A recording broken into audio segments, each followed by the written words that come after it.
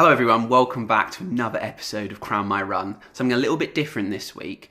I'm training for a 10k race in Brighton in 3 weeks. I think it's on November the 19th. And come along with me for a training session at a track with a tiny little cheeky bit of a twist. So I'm going to be doing 800 metre loops of the Paddington track. I'm going to be doing these laps I'm attempting to do it at about my 5k speed, which is about 3:30 per k or 5:35 per mile. I'll put the actual ones down on the screen somewhere. But I'm going to be doing these completely blind. I'm not going to look at my watch the whole thing. I'm going to try and do this purely on like pacing myself and what I feel this speed is like. And we'll see how close I can get to them. So often I'm sat there checking my heart rate, looking down like every 10 seconds. You probably see from some of my clips, I'm just constantly looking down. But I'm going to completely go in 2 laps, try and do them. It's in 2 minutes 45, which is about 3 minutes 30k. I'm going to try and do about 800 meters in 2 minutes 45. I should have said earlier that this video series is the sub 37 10k dream. It's roughly what it's going to be called. And it's going to be like 2 or 3 episodes because I've only got 3 weeks until the race. So yeah, sub 37 10k. Let's go get it done. Hello everyone. Quick new fit check for the autumn winter season. Got a nice new rain jacket, Adidas Terex, legitimate branding. Official England merchandise. It's rain ready. What that actually means for waterproofness, probably debatable. Check out the comments over the next few weeks when I put it to its tests. There's quite a big storm coming Wednesday, Thursday. So, yep, I'll let you know. Adidas branding as well on the old leggings. Absolutely spiffing. And then, one sec. Oh, and then Adidas Terex winter thermal warmer jumper thingy. Thread work and the lining really works. It's currently, this jacket, £30 on Sports Direct, reduced from 100. So once I establish the waterproofness of it, I will let you know if that's a good deal or not. Cheers.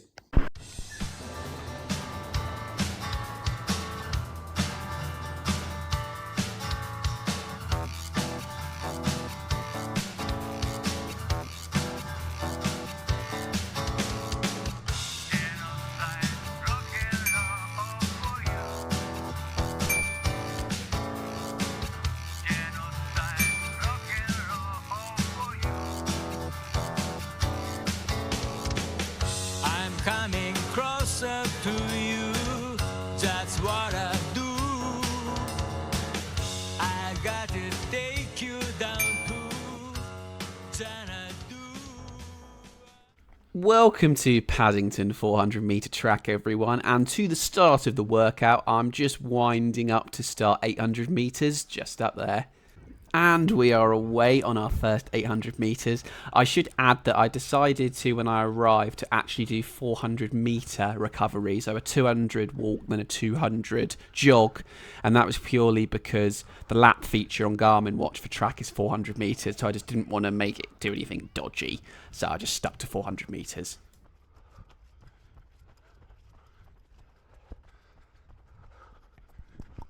Just coming through 700 metres here, 100 metres to go in the rep on this really quite lovely autumnal afternoon at Paddington. Makes quite a difference to the last couple of weeks.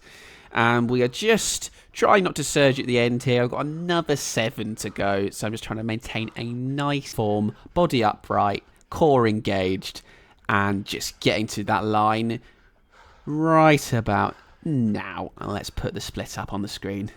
A 2 minutes 50.5, 2.5 seconds off the goal pace, but it was the first rep of the workout, easing into it, 7 to go.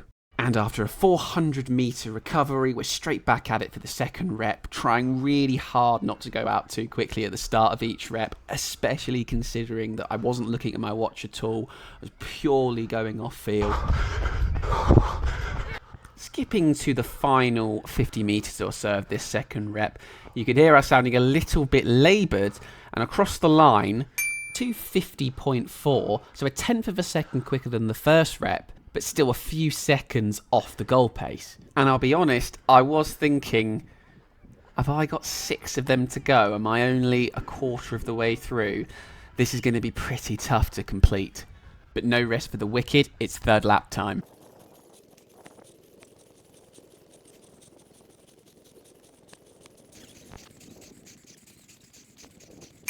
.251.8, and yeah, the times are slipping away.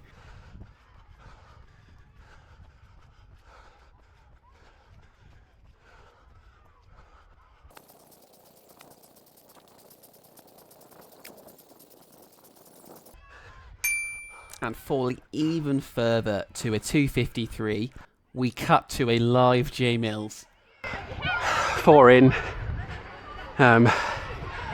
Yeah. Struggling, these next 4 are going to be tough. See what we can do.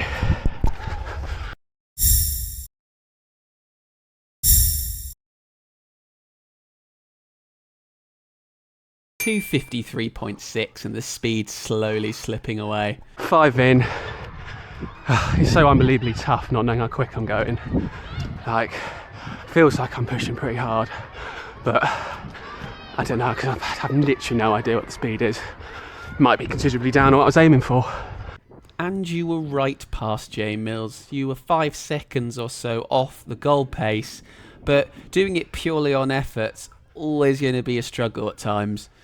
As we start the 6th rep, I think the thing that I take home from this workout mainly is going straight off effort. You're probably going to, if you keep the exact same effort, you are just going to get slower and slower, really, because you're just going to get more fatigued. And that's not always a bad thing, because today it means that I'm not really feeling too bad. Whereas if I was really chasing that time, looking down at my watch, I would have had to obviously up the effort considerably, and then I'd be a lot more fatigued today and wouldn't be able to work as hard my next workout, maybe. So, always positives to look for. Final 50 of the 6th rep, and you can see I'm blowing pretty hard at the moment. And that translates to the slowest 800 considerably, 2:57.8, almost 10 seconds off the goal pace. 2 to go now, though. So can we try and just pick it up a little bit for these final 2?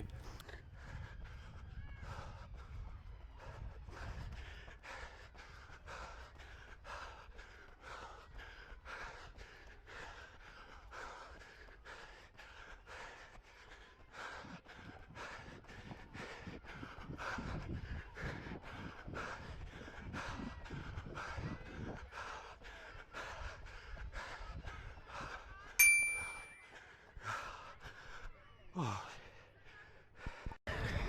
7 down, just that one to go. Final 100 of that last one were torture, to be honest. Though we're just gonna get one more. There's kids fucking everywhere. Football's flying. Bring on the cold weather. I'm rain. Just about to start. Final 800. Let's see if we can make it our quickest. And I will leave the whole clip on of this final rep. Comments down below if you think I'm going to make this my quickest 800 of the session. And I'll put a nice little tune on to listen to while I go around. If you see up ahead, there is a guy that was lapping at some reasonable speeds, like a lot quicker than anyone else that was round. So I had my eyes focused solely on him, seeing if I could close him down.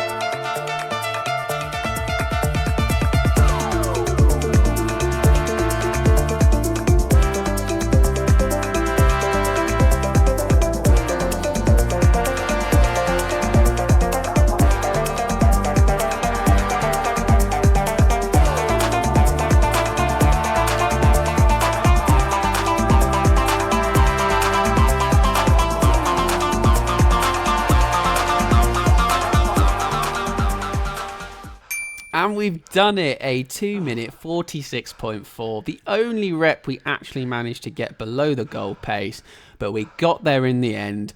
Well done, Jay Mills. All done. Let's see how close we were to those times back home. Right, so we are back in the stat lab. Got the Garmin data behind me. Let's analyse and see what we can find. And here we have the Garmin screen. You can see the track that I was doing laps round. And initially, I'm coming over to have a little look at the data to see if anything is obvious or stands out for the reason that I wasn't quite hitting the paces that I was aiming for.